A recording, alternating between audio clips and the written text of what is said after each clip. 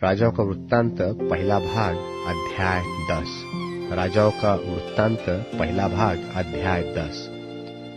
जब शिबा की रानी ने यहोवा के नाम के विषय सुलेमान की कीर्ति सुनी, तब वह कठिन कठिन प्रश्नों से उसकी परीक्षा करने को चल पड़ी। वह तो बहुत भारी दल और मसालों और बहुत सोने और मणि से लदे हुए ऊंट साथ लिए हुए यरूशलेम को आई और सुलेमान के पास पहुंचकर अपने मन की सब बातों के विषय में उससे बातें करने लगी। सुलेमान ने उसके सब प्रश्नों का उत्तर दिया। कोई बात राजा की बुद्धि से ऐसी बाहर न रही कि वह उसको न बता सका। जब शिबा की रानी ने सुलेमान की सब बुद्धिमानी और उसका बनाया हुआ भवन और उसकी मेज पर का भोजन देखा और उसके कर्मचारी किस रीति बैठते और उसके टहलुए किस रीति खड़े रहते और कैसे कैसे कपड़े पहनते रहते हैं और उनके पिलाने वाले कैसे हैं और वह कैसी चढ़ाई है जिससे वह यहोवा के भवन को जाया करता है, यह सब जब उसने देखा तब वह चकित हो गई। तब उसने राजा से कहा, तेरे कामों और बुद्धिमानी की जो कीर्ति मैंने अपने देश में सुनी थी वह सच्ची है, परंतु जब तक मैंने आप ही आकर अपनी आंखों से यह न देखा तब तक मैंने उन बातों की प्रतीति न की, परंतु इसका आधा भी मुझे न बताया गया था। तेरी बुद्धिमानी और कल्याण उस कीर्ति से भी बढ़कर है जो मैंने सुनी थी।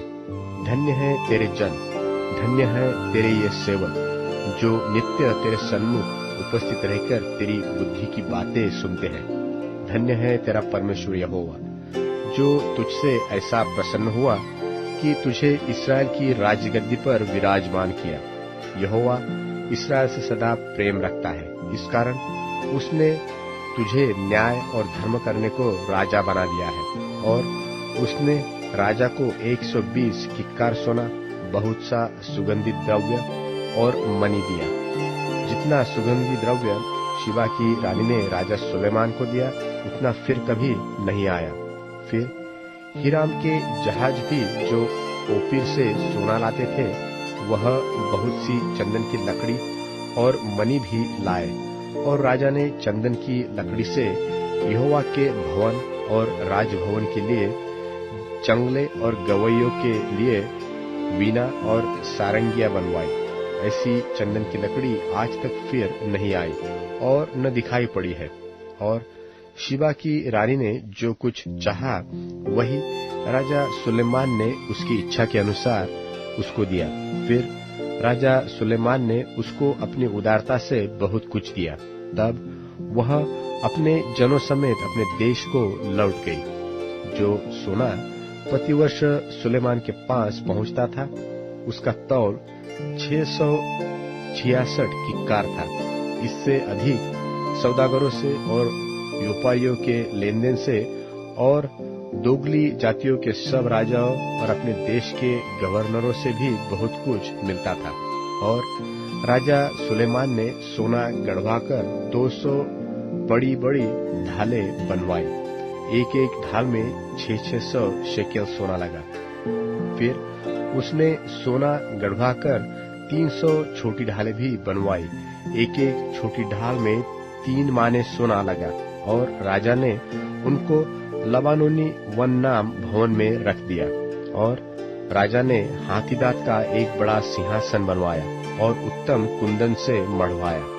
उस सिंहासन में 6 सीढ़ियां थी और सिंहासन का सिरहाना पिछाड़ी की ओर गोल था और बैठने के स्थान की दोनों अलंग टेक लगी थी और दोनों टेकों के पास एक एक सिंह खड़ा हुआ बना था।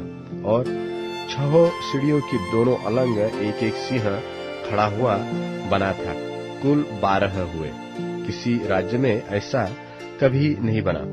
और राजा सुलेमान के पीने के सब पात्र सोने के बने थे और लबानोनी वन नाम भवन के सब पात्र भी चोखे सोने के थे, चांदी का कोई भी न था। सुलेमान के दिनों में उसका कुछ लेखा न था, क्योंकि समुद्र पर हीराम के जहाजों के साथ राजा की तर्शीश के जहाज रखता था और 3-3 वर्ष पर तर्शीश के जहाज सोना, चांदी, हाथीदांत, बंदर और मयूर ले आते थे।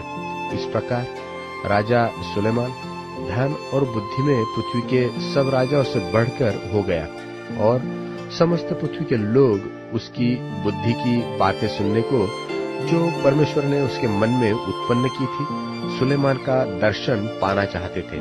और वे प्रतिवर्ष अपनी अपनी भेंट अर्थात चांदी और सोने के पात्र, वस्त्र, शस्त्र, सुगंध द्रव्य, घोड़े, खच्चर ले आते थे।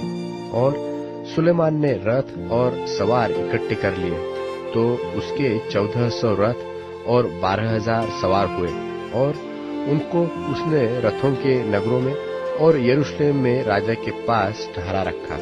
और राजा ने बहुतायत के कारण यरूशलेम में चांदी को तो ऐसा कर दिया जैसे पत्थर और देवदारू को जैसे नीचे के देश के गुलर। और जो घोड़े सुलेमान रखता था वे मिस्र से आते थे और राजा के व्यापारी उन्हें झुंड झुंड करके ठहराए हुए दाम पर लिया करते थे। एक रथ तो 600 शेकेल चांदी पर और एक घोड़ा 150 शेकेल पर मिस्र से आता था।